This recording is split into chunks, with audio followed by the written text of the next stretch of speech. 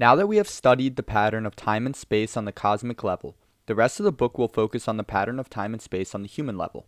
In Genesis 2, we read, God planted a garden eastward in Eden, and there he put the human he had formed. The Garden of Eden was designed so that humanity could participate with God to receive the embodied knowledge of the Creator within creation. In order to accomplish this, the garden is a fractal of the cosmos, a microcosm of creation within creation. Therefore, all of the metaphysical categories of the cosmos are represented on the human scale. For example, Adam represents heaven, Eve, earth, the tree, space, and the snake, time. The pattern of the tree offers insight into the proper union between heaven and earth. In this case, the seed must work within the particular soil it is planted, finding the proper way to inform the earth, which in turn must cooperate with the direction and authority of the seed. The same seed planted in two different places must ultimately grow to be the same tree, but in a different, unique way. For the tree, energy or meaning in the form of light is absorbed from above and travels down, whereas raw matter from the waters below is made solid and given purpose as it is refined and travels up the tree. This hierarchical exchange between meaning and matter ultimately manifests itself fractally, where branches and roots look like mini trees. Moreover, trees are experienced by humans as sources of stability, mystical connection, and heavenly revelations. They provide directional orientation, fruit as food, air in the form of oxygen, shade, housing, and refuge. Further, the tree demonstrates the spatial pattern of consistent knowledge. All ordered systems begin with an axiom that must mediate with the potential of the earth in order to order the facts of reality and find expression. Therefore, on the cosmic scale, the tree of life has its origin in a singular seed, the identity of God, from whom all metaphysical truth branches off and is reconnected. Everything which is true in reality, be it historical, biological, mathematical, or spiritual, is ultimately connected through the identity of God to the tree of life, which gives all of reality logos or meaning. Therefore, the tree of knowledge is hierarchical and fractal, aligning reality in a consistent way so that personal, familial, communal, and intercommunal levels all reflect the same cosmic purpose without contradicting or causing loops within one another. On the other hand, the serpent is a symbol of the cosmic axle of time. If the purpose of eating is to integrate raw matter into your body to increase your size, then cyclical and contradictory nature of the time cycle is perfectly symbolized by a snake that eats its own tail. Rather than being firmly and hierarchically planted in the earth or supported by the facts, the snake is lying down and slips and slithers in dark caves and waters, the primordial underworld, where it eats raw earth. This is associated with an influence of time because humans lie down when they sleep and dream, and lying itself is the pattern of the cycle. Ultimately, the snake rules over death, eating the dust that humans become when they die. Moreover, the snake travels in the shape of a sine wave, which mimics the mathematical pattern of circular motion. A sine wave is an oscillating function created by taking a triangle, a symbol of the hierarchy, and circularly rotating it about a point. Furthermore, snakes appear in the shape of tails, which represent the anomaly, wild outgrowth, or stumbling stone which cannot be integrated into a structure of reason, but subvert the authority of the first principle through its very existence. Consciousness can also be understood as a tree surrounded by a snake that eats its own tail. In this case, knowledge, which is integrated into human consciousness, is integrated in a tree-like data structure and is connected to the identity of the individual. The snake in the waters below are the shadow aspects of human consciousness that cause contradictions or loops within an individual's tree-like identity. These passions, memories, dreams, and uncontrollable emotions are demonic forces which dwell in the subconscious and bubble up from the waters below to challenge the integrity of the individual's identity. As society has moved from religion into science, knowledge about the dark side has shifted from being under the authority of priests to being under the authority of therapists, who now hear confessions, interpret dreams, and offer moral guidance. In general, reducing spiritual realities to scientific ones is space-consuming time. It is a dangerous attempt to defeat the demonic forces by reason alone, expressed through science and pills, and not by the grace of God. Predictably, since demons are more intelligent than humans, science failed, and this knowledge of the dark side is now being weaponized to manipulate and subdue humanity. Because the snake in the waters is ultimately self-contradictory and self-defeating, weaponizing the power of the snake has allowed occult controllers to create irrational, fluid, and shifting reality which is not related to the tree-like stability or logic. Through psychological techniques like those of Skinner and Pavlov, the manipulation of the passions, like fear, allows the goalpost and standards of truth to remain in constant fluctuation, as 2 weeks to stop the curve slips and slides into 2 years. Moreover, the work of psychologists like Jung and Freud, especially on symbolism, has been weaponized for the unconscious programming or myth creation. Fluid mediums of cyclical time, like music, entertainment, and commercials and storytelling, communicate messages mostly subconsciously using symbolism. Therefore, in a civilization where spiritual knowledge about such things is lost, a cult or secret controllers can weaponize these influences for the manipulation of humanity's dreams. They implant symbolic messages into humanity's subconscious, establishing control over a fluid world where the general public remains mysteriously unaware of the scale and magnitude of our departure from truth.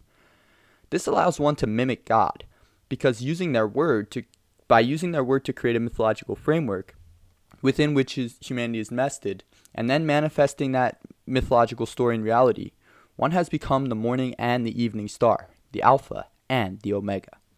For example, Antichrist has used symbolism to implant the message into our subconscious that we must depopulate. They use the imagery that if we do not, New York City will be swallowed by the great sea monster. The high priest of Antichrist, the scientist, tells us that unless we repent, God will send fireballs down upon the ancient sequoia trees of California. This is just a small example of one of the many ways the Antichrist is secretly initiating the world into his cult by systematically and scientifically weaponizing symbolism. Ultimately, the knowledge of symbolism is properly situated in the hands of Christianity, where it is used to program humanity for the good, not evil. In this way, music, stories, entertainment can be used to convey higher spiritual truth to an individual who is not necessarily mature enough to understand them in an articulate, solid way. Although this knowledge is still fluid in its essence, it still provides one a sense of wonder and awe at the sheer mystery of God. This nourishes the soul and provides relief from the passions, calling one to worship the Lord. In the end, no human can ever fully understand the mysteries of God, and some part of divine revelation will always remain inaccessible to humans. Because of this, the tree of an individual's soul and that of humanity's soul can only find completeness and consistency through union and participation with Christ, who united the snake and therefore the demonic forces to the tree of life by turning death against death. The Garden of Eden is also stationed in the east, which symbolizes the place where the sun rises, where life begins. Interestingly enough, power has also slowly moved west, finally dwelling in Silicon Valley, where the sun sets. Ironically, after the sun sets, it is anticipated to rise again in the Far East, as China becomes the world power, resetting the world in a chaotic final stage. In addition to being in the east, the garden is placed upon a mountain with 4 rivers flowing in each of the 4 cardinal directions of space. As the place located at the center of the cosmic cross, the garden is a perfect center or balance of space, time, heaven, and earth.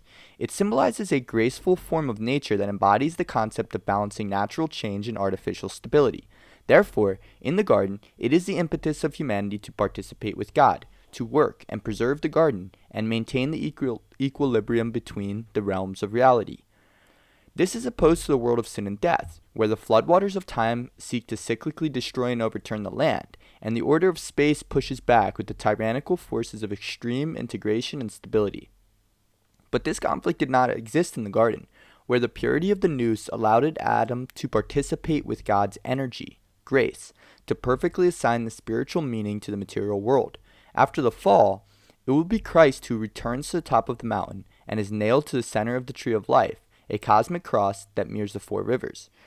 This reestablishes a gateway for alignment between the conflicting metaphysical patterns of reality, undoing the fall and opening the gates of paradise through participation with the pattern of Christ.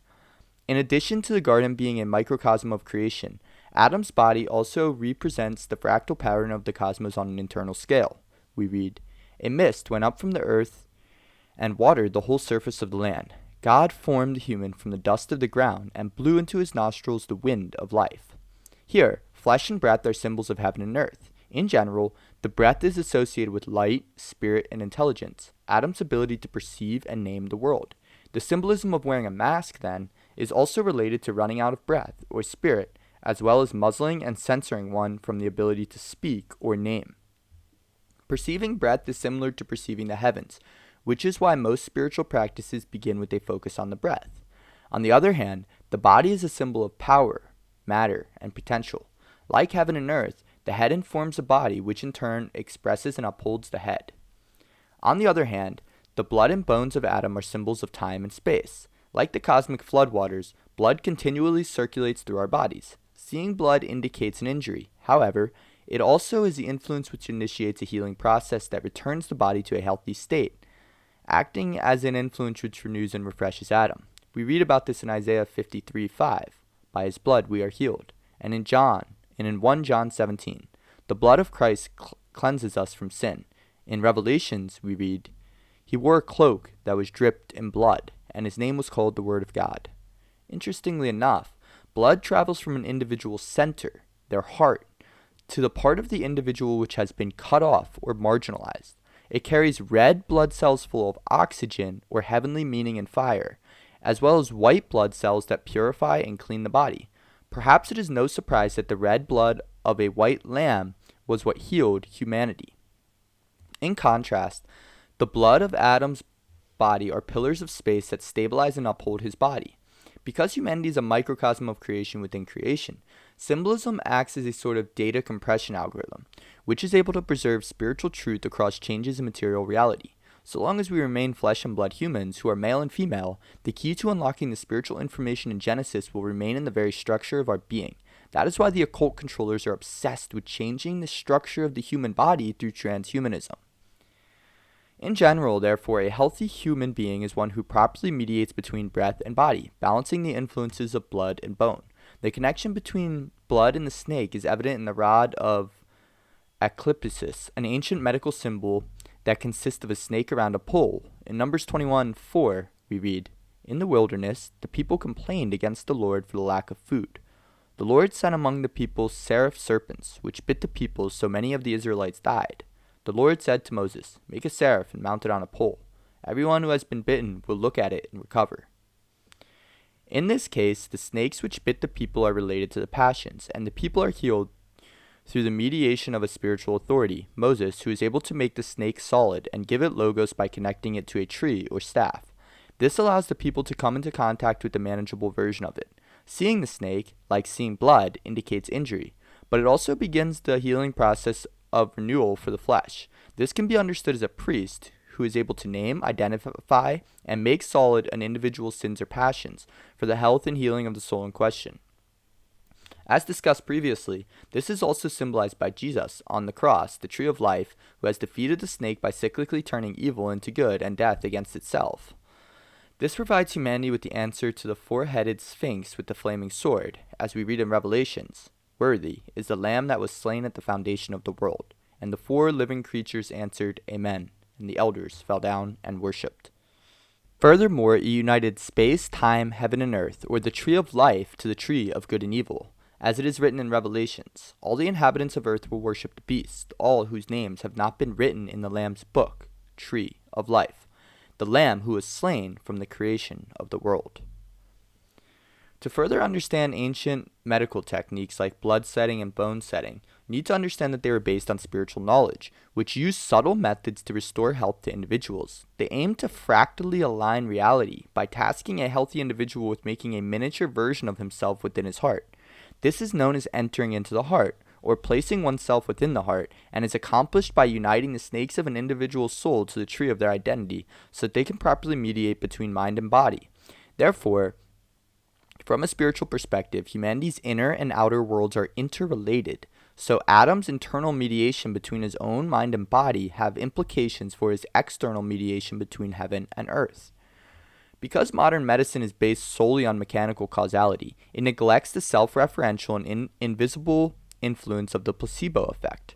Therefore, despite technological advancement, our medical system is nonetheless overrun by a multiplying number of preventable, self-inflicted ailments like autoimmune diseases, depressions, and addictions.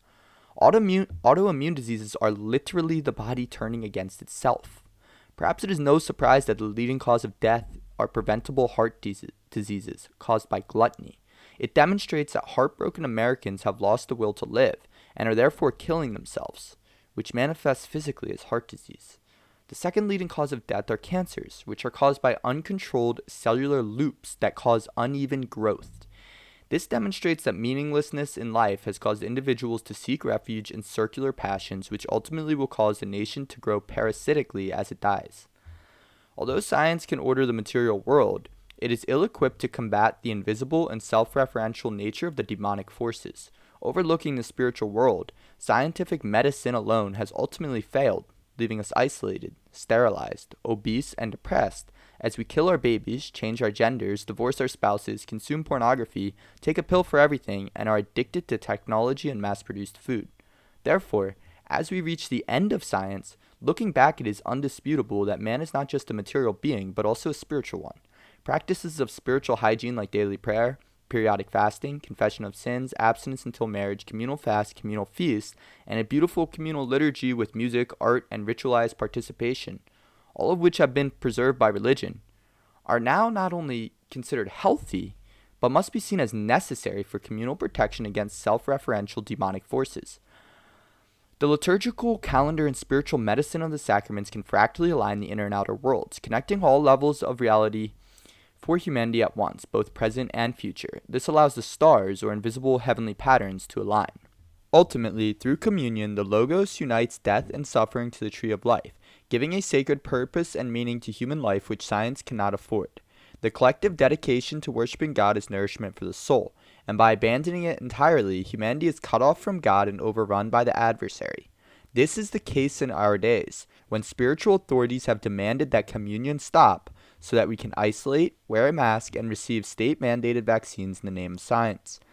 It appears that the disease may get worse before they get better. In the end, the healing of humanity will come through the proper mediation of scientific and spiritual knowledge, when scientific and mechanical medicine defers to fractal spiritual nourishment first, and man's soul is prized above his body.